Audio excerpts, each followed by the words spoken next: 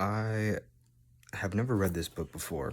House of Leaves by Mark Z. Deleweski. And I'm going to start reading. And I hope I don't get in a lot of legal trouble.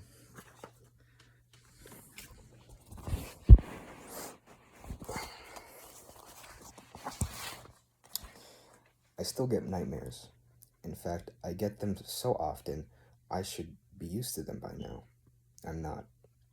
No one ever really gets used to nightmares. For a while, I tried every pill imaginable, anything to curb the fear.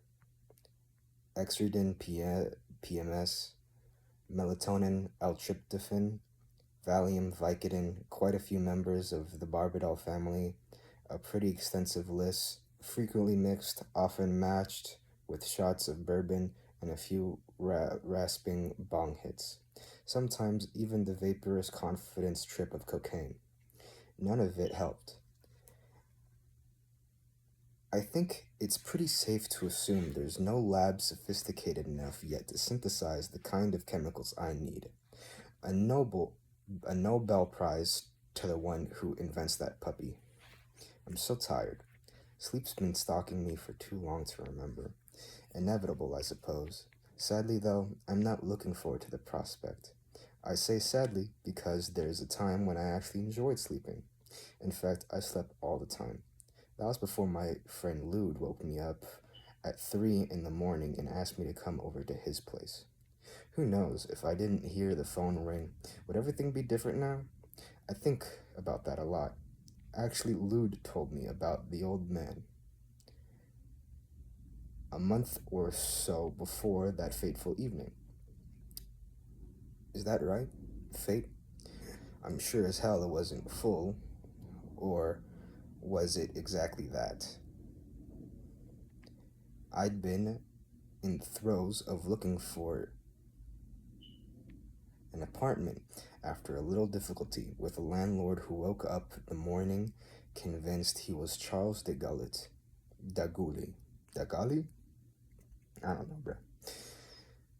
I was so stunned at this announcement that before I could think twice, I already told him my humble estimation that he did not resemble an airport, though the thought of a 757 landing on him was not at all disagreeable. I was promptly evicted. I could have put up a fight, but the place was a nut house anyway, and I was glad to leave. As it turned out, Chucky de Gully burnt the place down to the ground a week later. Told the police a 757 had crashed into it. During the following weeks, while I was couching from Santa Monica to Silver Lake looking for an apartment, Lude told me about an old guy who lived in his building. He had a first floor apartment peering out over a wild, overgrown courtyard. Supposedly, the old man had told Lude he would be dying soon. I didn't think much of it, though it wasn't exactly the kind of thing you forgot either. At the time, I figured Lude had just been putting me on. He likes to exaggerate. I eventually found a studio in Hollywood and settled back into my mind-numbing routine as an apprentice at a tattoo shop. It was the end of '96. Nights were cold. It was getting over this woman named Carla English, who had told me she wanted to date someone at the top of the food chain.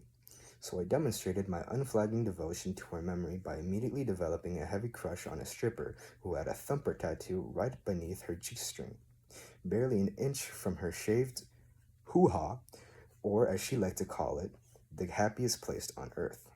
Suffice it to say, Lude and I spent the last hours of the year alone, scouting for new bars, new faces, driving recklessly through the canyon, and doing our best to talk the high midnight heavens down with a whole lot of bullshit.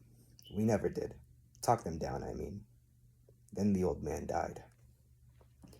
From what I can gather now, he was an American, though I would later find out those who worked with him detected an accent, even if they could never say for certain where it came from. He called himself Zampano.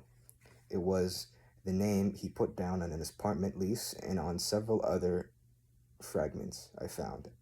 I never came across any sort of ID, whether a passport, license, or official document insinuating that yes, he was indeed an actual and accounted for person. Who knows where his name really came from? Maybe it's authentic, maybe made up, maybe borrowed. Nom de plume, or my personal favorite, nom de guerre. De guerre? I think so. As Lou told it, Zampano had lived in the building for many years, and though he mostly kept to himself, he never failed to appear every morning and evening to walk around the courtyard, a wild place with knee-high weeds, and back then populated with over 80 stray cats. Apparently, the cats liked the old man a lot, and though he offered no incitements, they would constantly rub up against his legs before darting back into the center of the dusty place. Anyway, Lude had been out very late with some woman he met at his salon. Wow, my reading is terrible. I read in my head all the time, but just reading out loud, I suck at it. It was just after 7 when he finally stumbled back into the courtyard and, despite a severe hangover, immediately saw what was missing.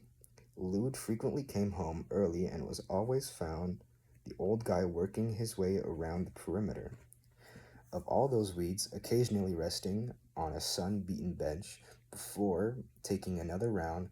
A single mother who got up every morning at 6 also noticed Zampano's absence. She went to work. Lude went off to bed, but when dusk came and their old neighbor had still not appeared, both Lude and the single mother Flays, the resident building manager. Flays is part Hispanic, part Samoan, a bit of giant, you might say. 6'4", 245 pounds, virtually no body fat. Vandals, junkies, you name it, they get near the building and Flays will lunge at them like a pit bull raised in a crack house. Every word house in this book is highlighted blue. That's not part of that wasn't part of the book. Okay, back to the book. And don't think he believed size and strength are invincible. He was, if the interlopers are caring, he'll show them his own gun collection, and he'll draw on them too, faster than Billy the Kid. But as soon as Lude voiced his suspicions about the old man, Pitbull and Billy the Kid went straight out the window. Flay suddenly couldn't find the keys. He started muttering about calling the owner of the building. After 20 minutes, Lude was so fed up with this hemming and hawing, he offered to handle the whole thing himself. Flays immediately found the keys and, with a big grin, plopped them into Lude's outstretched hand. Flays told me later that he'd never seen a dead body before, and there's no question there would be a body, and that didn't sit well with Flays. We knew what we'd find, he said. We knew that guy was dead.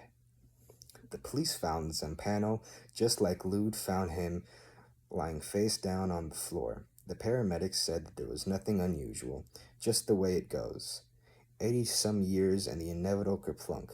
The system goes down, lights blinks out, and there you have it. Another body on the floor, surrounded by things that don't mean much to anyone except the one who can't take any of them along. Still, this was better than that this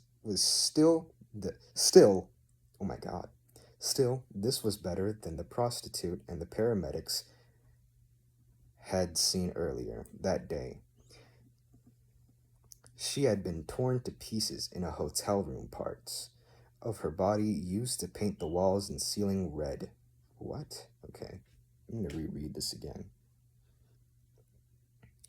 Lights blink out, and there you have it, another body on the floor, surrounded by things that don't mean much to anyone except to the one who can't take them along. Still, this was better than the prostitute and paramedics had seen earlier that day. She had been torn into pieces in a hotel room, parts of her used to paint the walls and ceilings red. Compared to that, this seems almost pleasant. The whole process took a while. Police coming and going, paramedics attended to the body, for one thing, making sure the old man was really dead. Neighbors and eventually even flays poking their heads into gawk, wonder, or just graze on the scene that might someday resemble their own end. When it was finally over, it was very late. Lude stood alone in the apartment, the corpse gone, officials gone, even flays. The neighbors and the other assorted snoops all gone. Not a soul in sight. 80 fucking years old, alone in that piss hole, Lude had told me later. I don't want to end up like that. No wife, no kids, nobody at all. Not even one fucking friend. I must have laughed because Lude suddenly turned on me. Hey Haas, don't you think young and squirting lots of cum guarantees you guarantees you wait, hold on. I don't want to end up like this. Like that. No wife, no kids, nobody at all. Not even one fucking friend. I must have laughed because Lude suddenly turned on me. Hey Haas, don't you think young and squirting lots of cum guarantees you shit? Okay. I swear to God, that's just okay. One more time. I must have laughed because Lude suddenly turned on me. Hey Haas, don't think young and don't think young and squirting lots of cum guarantees you shit. Cum spelled C-O-M-E guarantees you shit. Look at yourself, working at a tattoo shop, falling for some stripper named Thumper. And he was sure right about one thing. Zampano had no family, no friends, and hardly a penny to his name.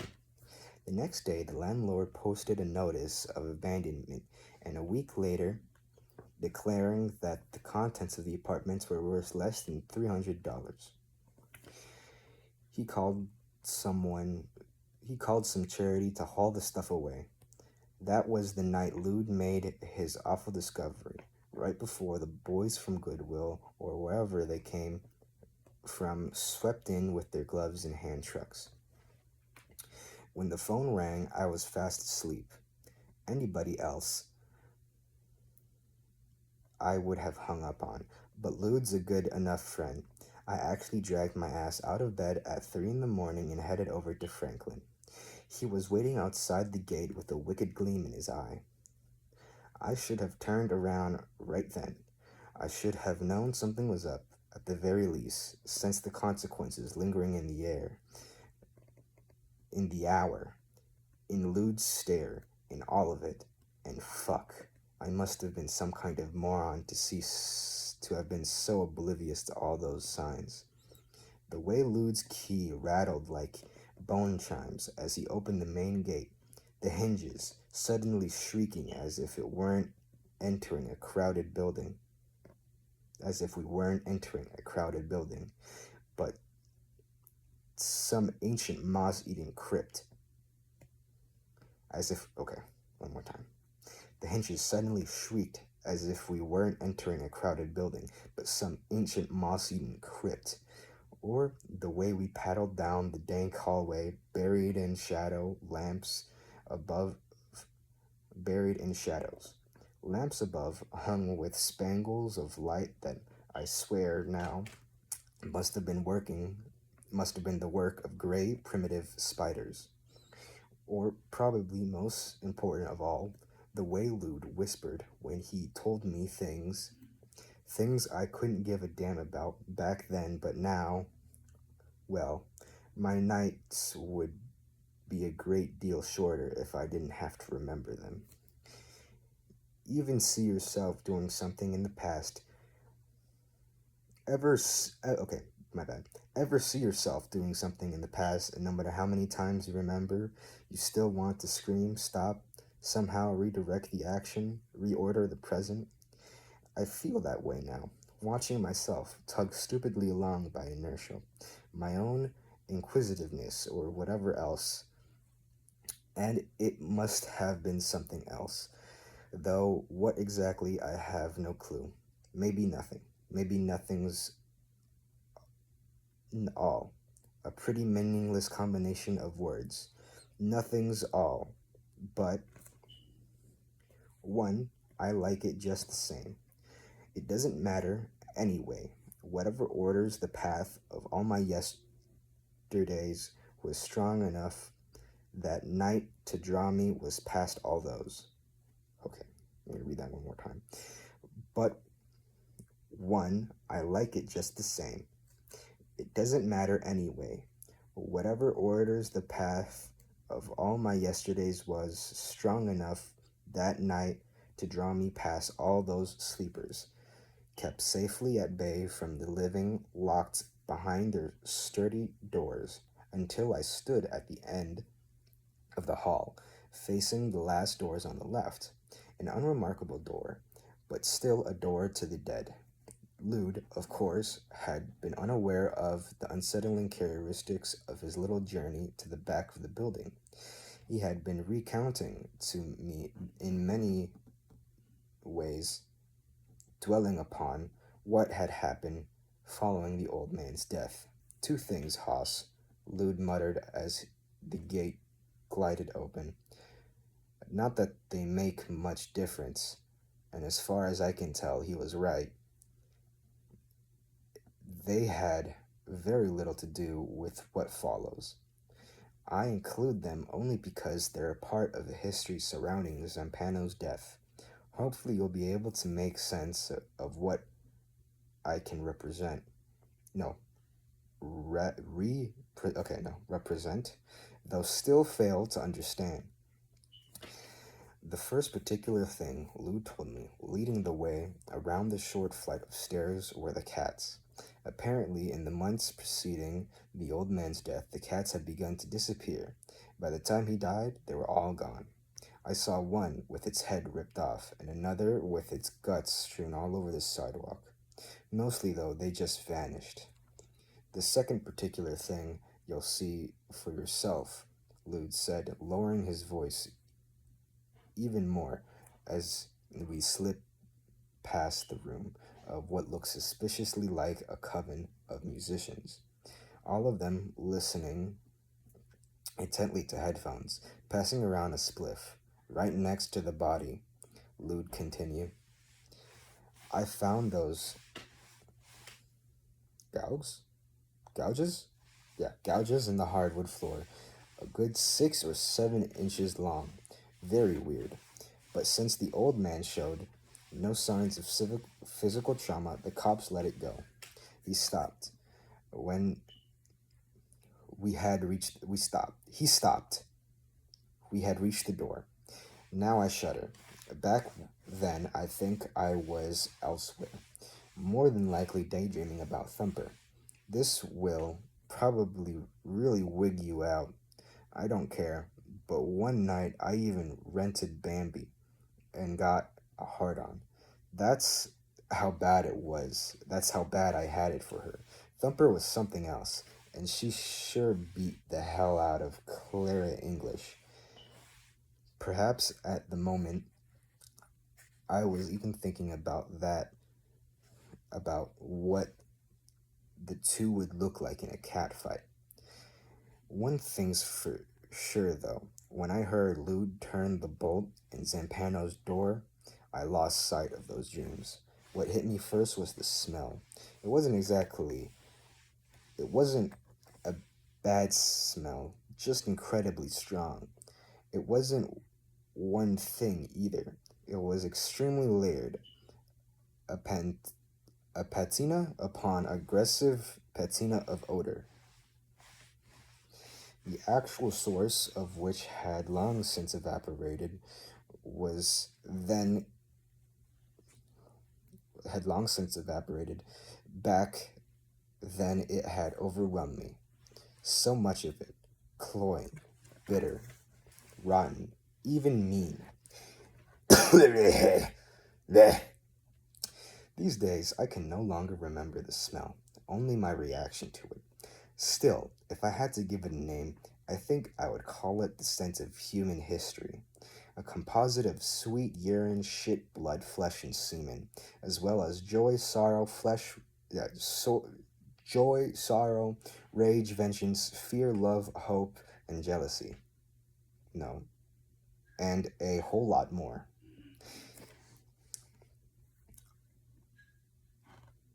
All of which probably sounds pretty ridiculous, especially since the abilities of my nose were not really relevant here. What's important, though, is that this smell was complex for a reason. All the windows were nailed shut and sealed with caulking. The front entrance and courtyard doors all storm-proofed. Even the vents were covered with duct tape. That said, this particular effort was to eliminate any ventilation in the tiny apartment did not accumulate with the bars on the window or multiple locks on the door. Zampano was not afraid of the outside world, as he was already appointed. As I've already pointed out, he walked around his courtyard and supposedly was even fearless enough to brave the LA public transportation system for an occasional trip to the beach, an adventure even I'm afraid to make. My best guess now is that he sealed his apartment to make an effort to retain his various imitation, emanations of his things and himself. Emanations. Alright, yeah, emanations of his things and himself. Where this thing were concerned, they ran the spectrum: tattered furniture, unused candles, ancient shoes. These in particular looking sad and wounded.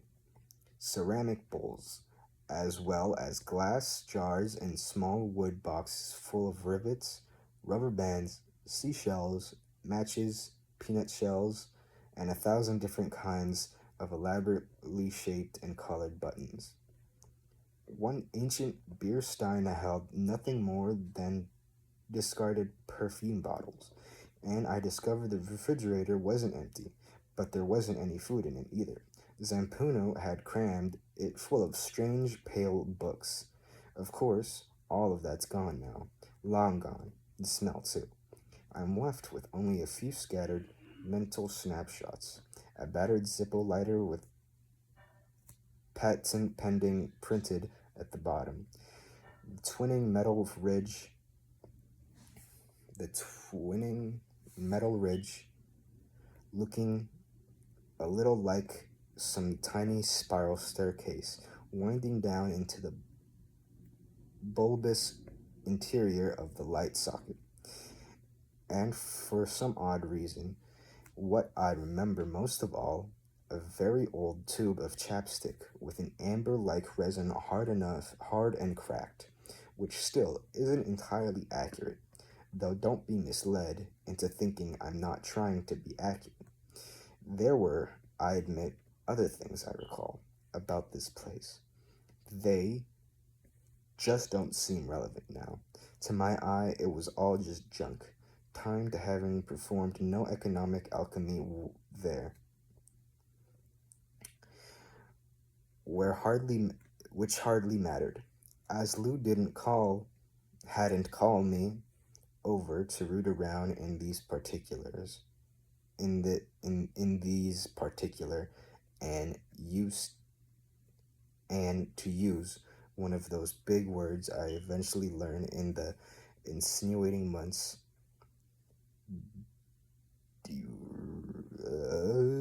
Deracinated? Deracinated? Deracinated details of Zampo's life. I don't know, man. I'm terrible at reading. I barely passed my English class, dude. So, alright, bear with me, man. This is mostly just to hold myself accountable and to finish reading this book. This is why I'm making this video. Sure enough, just as my friend had described, on the floor, in fact, practically dead center where the four marks, all of them longer than a hand, jagged bits of wood, clawed up by something neither one of us cared to imagine. But that's not what Lude wanted me to see either. He was pointing out something else which hardly impressed me when I first glanced at its implacable shape. Truth be told, I was still having a hard time taking my eyes off this scared floor. Scared floor? Scared floor. Alright. I even reached out to touch the protruding splinters. Which did I know then? What do I know now? Okay. What did I know then? What do I know now? At least some of the horrors I took away at 4 in the morning you now have before you, waiting for you at waiting for you a little like it waited for me that night, only without these few covering pages. As I discovered, there are reams and reams of it, endless snarls of words, something twisting into meaning, something into nothing at all, frequently breaking apart, always branching off into another piece. I'd come across it later, an old napkin, the tattered edges of an envelope, once even the back of a postage stamp, everything and anything but empty. Each fragment completely covered with the creep of layers and years of ink, pronouncements layered, crossed out, amended, handwritten, typed, legible, illegible,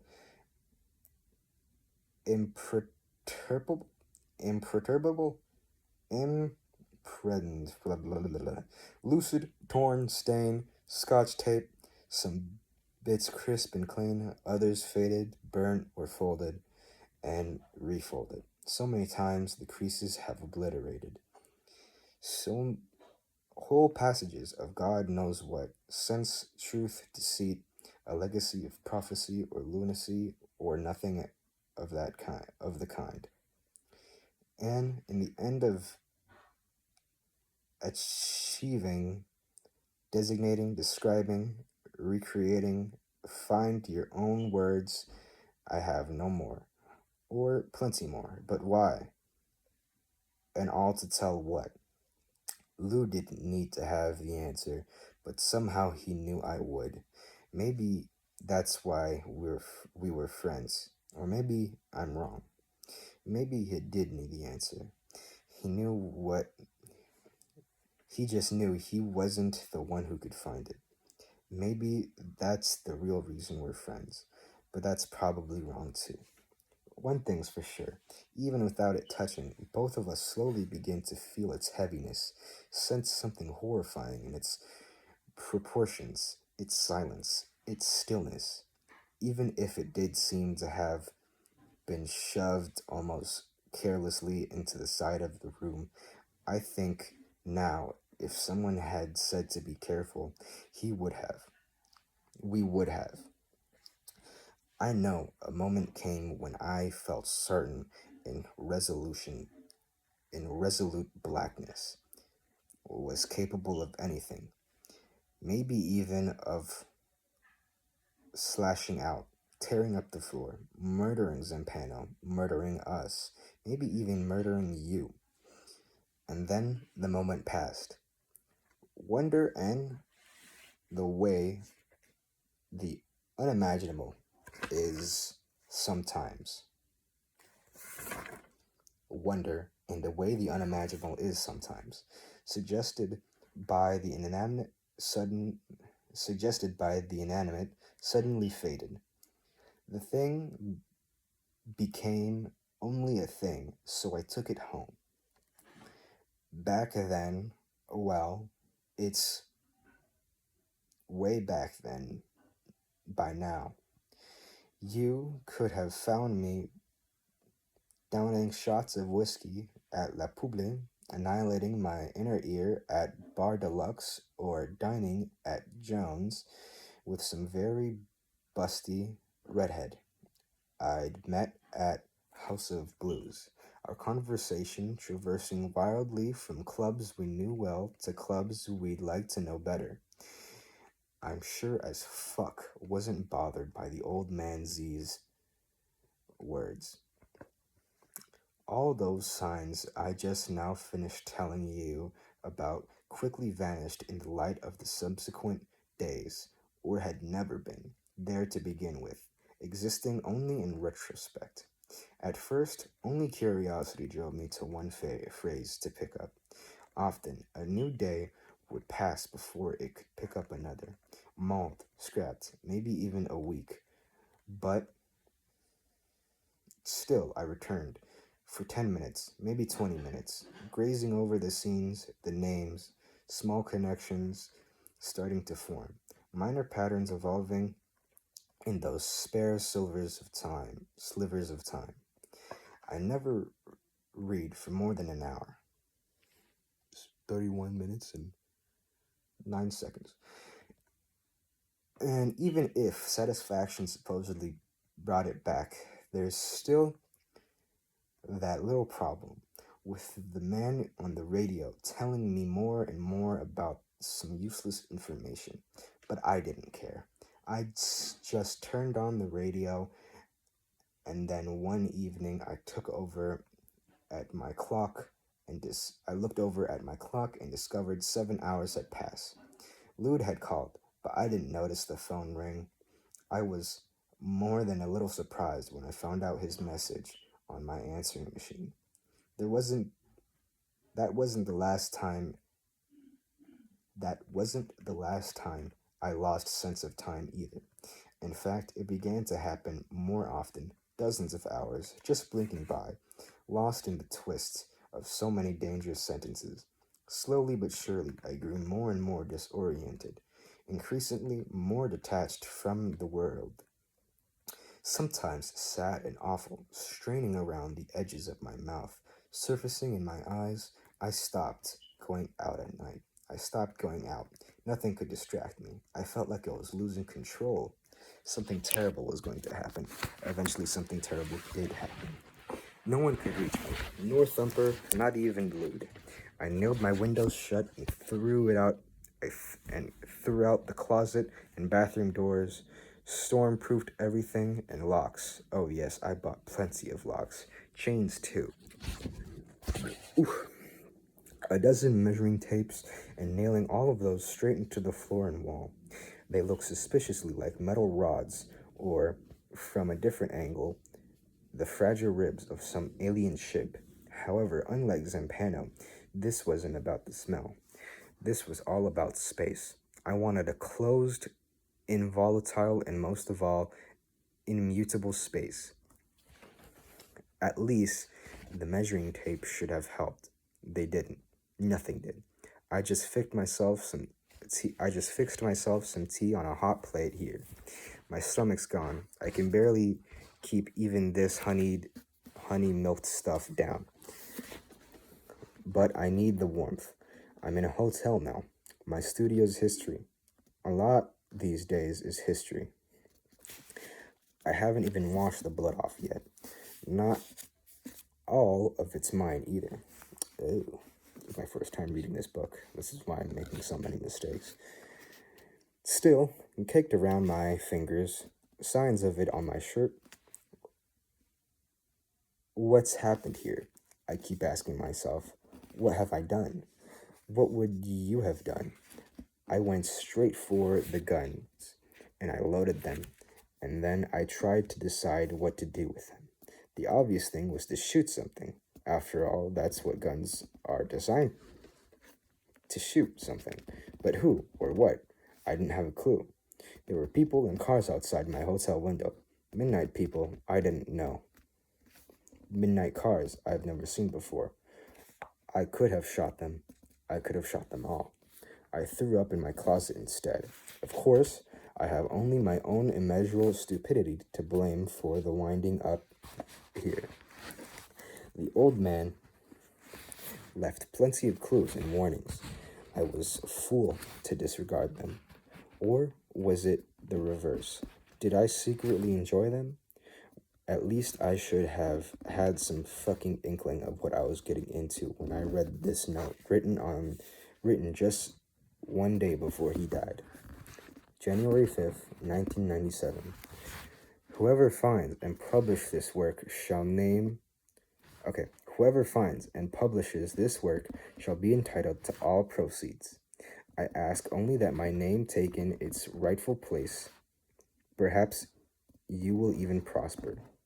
If, however, you discover that readers are less than sympathetic and choose to dismiss this enterprise out of hand, then may I suggest you drink plenty of wine and dance in the sheets of your wedding night. For whether you know it or not, now you truly are prosperous. They say truth stands the test of time. I can think of no greater comfort than knowing this document failed such a test. Back then meant absolutely nothing to me. I sure as hell didn't pause to think that some lousy words were going to land me in a shitty hotel room, saturated with the stink of my own vomit. After all, I was fast discovering Zampano's entire project is about a film which doesn't even exist. You can look. I have, but no matter how long you search, you will never find the Navidison? I don't know if you... Navididis records. In theaters or video stores. Furthermore, most of what's said by famous people has been made up. I tried contacting them. Those that have took the time to respond to me have never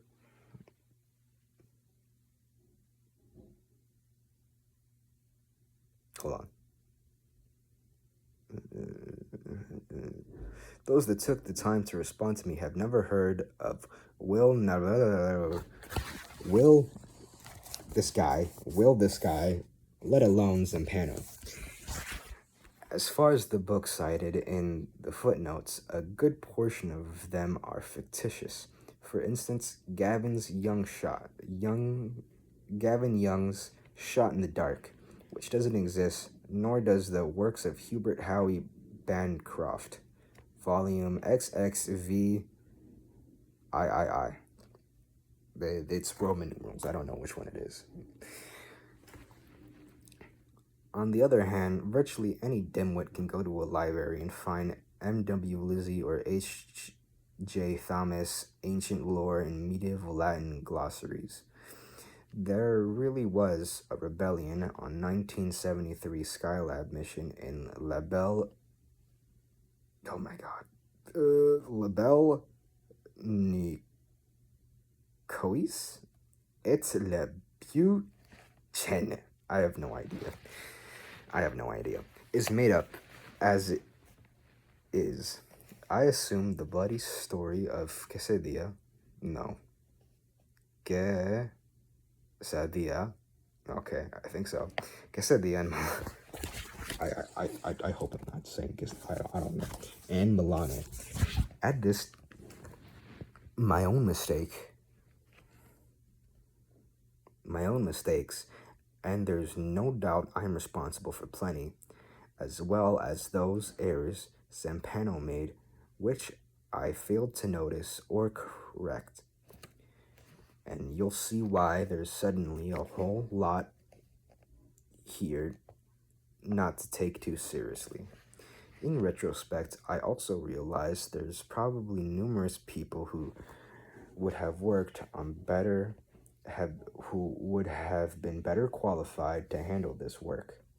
Scholars with PhD from Ivy League schools and minds greater than any Alexandrian library or WorldNet.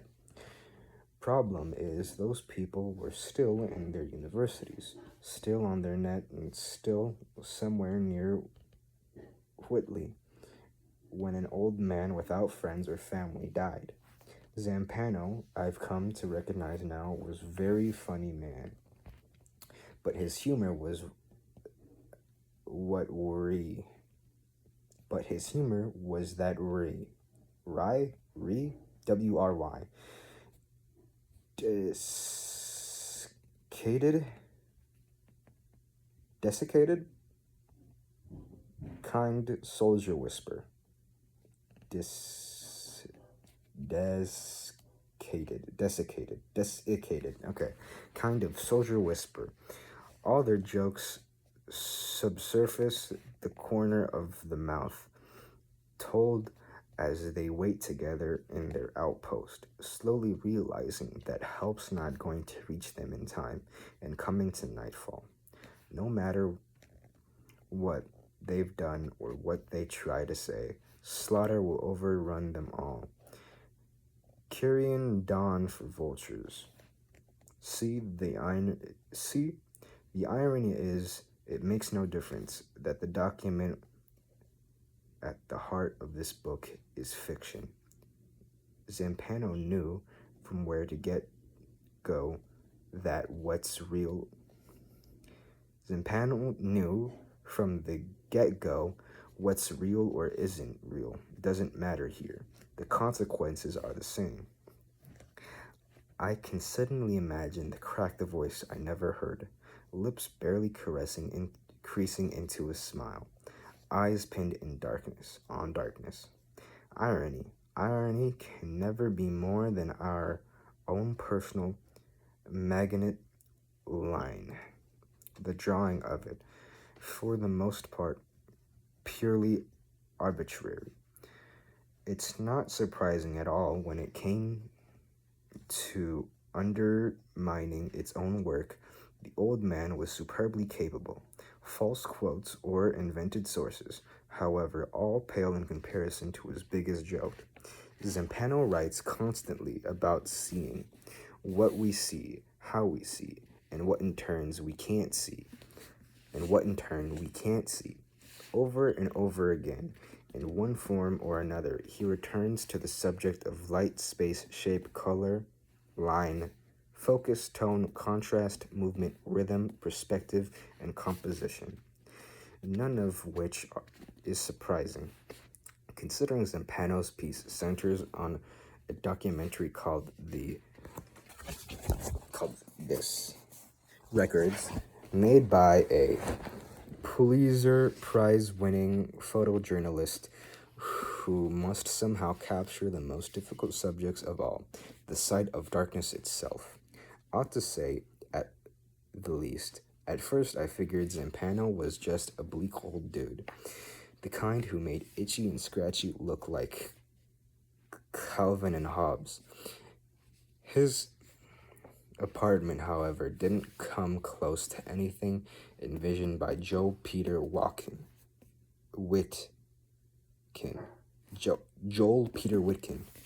or what routinely revealed on the news.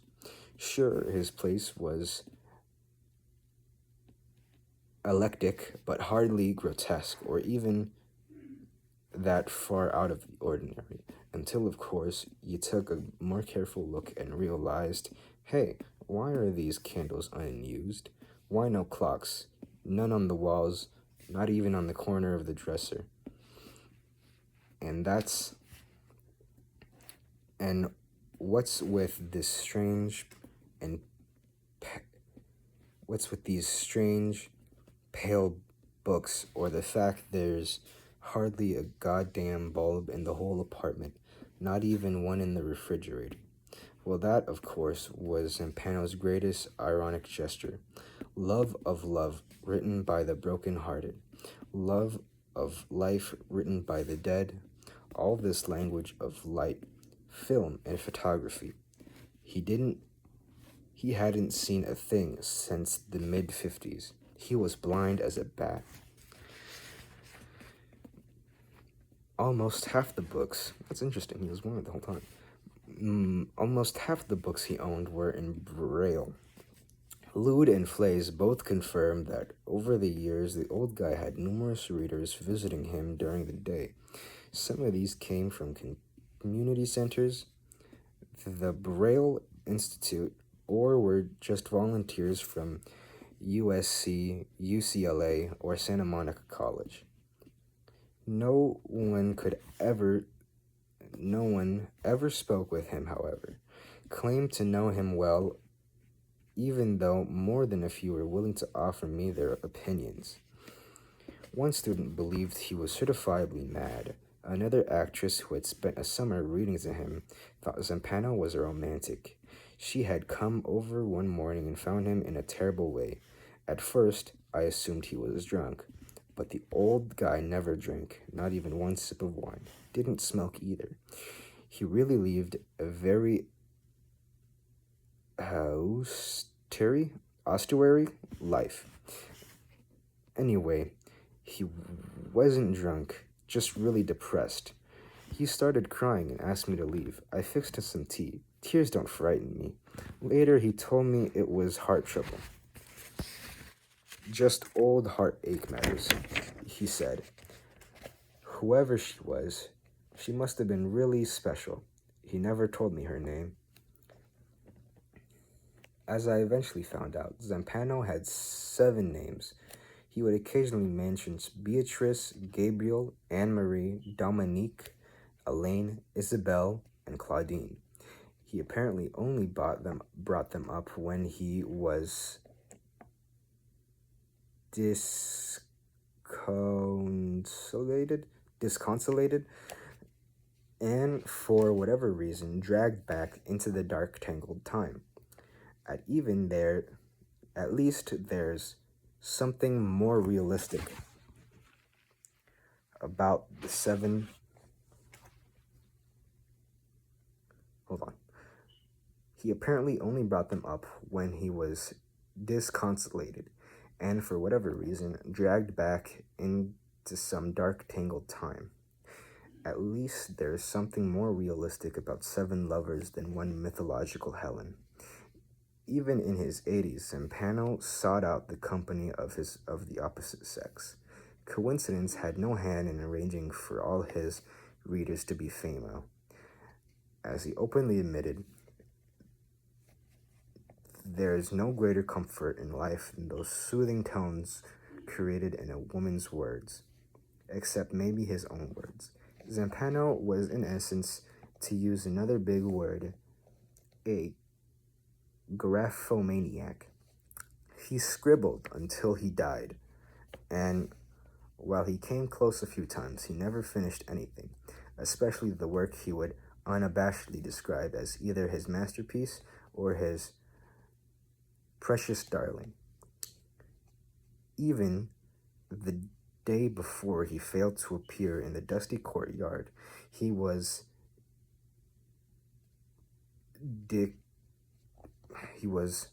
dictating long discursive passages, amending previously written pages, and reconstructing an entire chapter.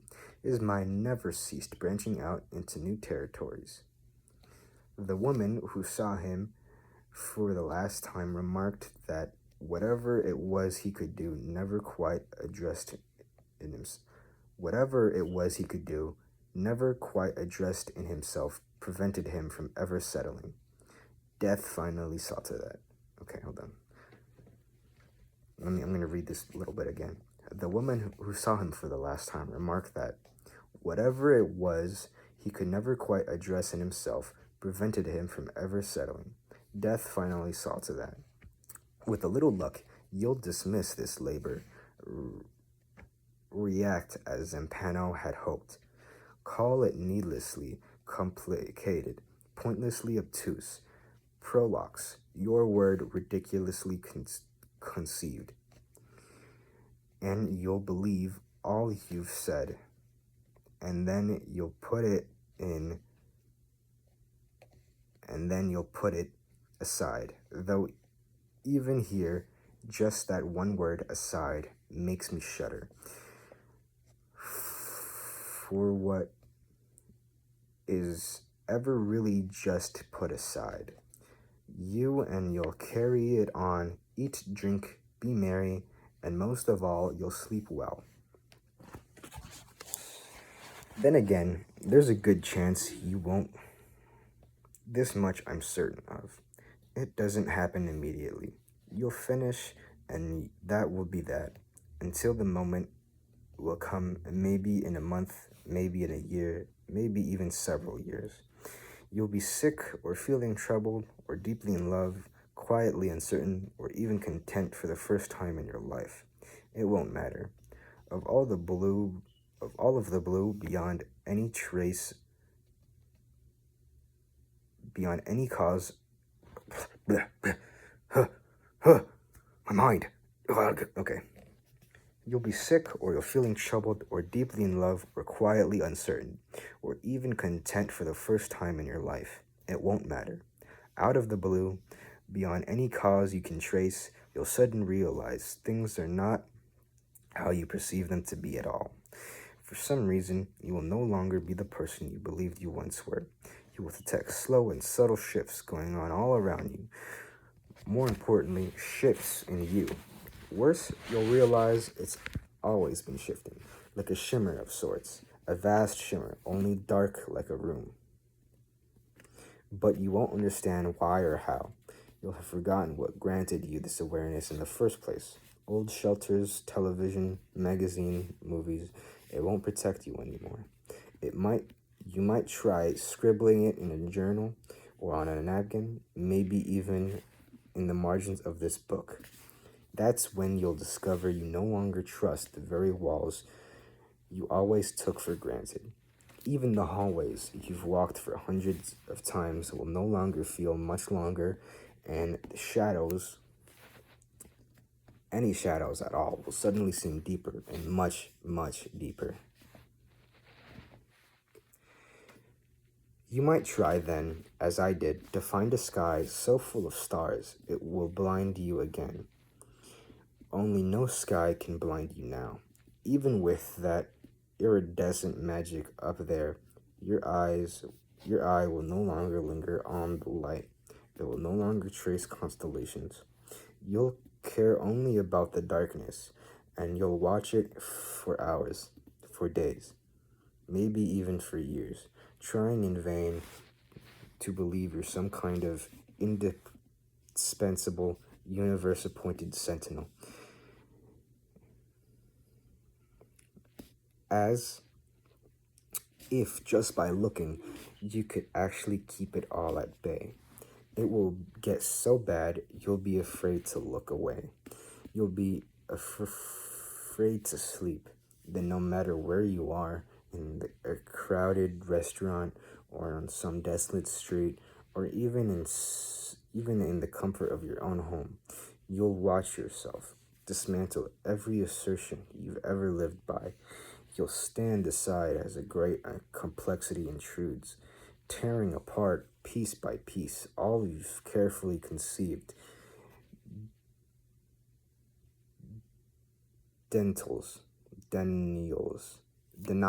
Conceived denials, whether deliberate or unconscious, and then for better or worse you'll turn able to resist.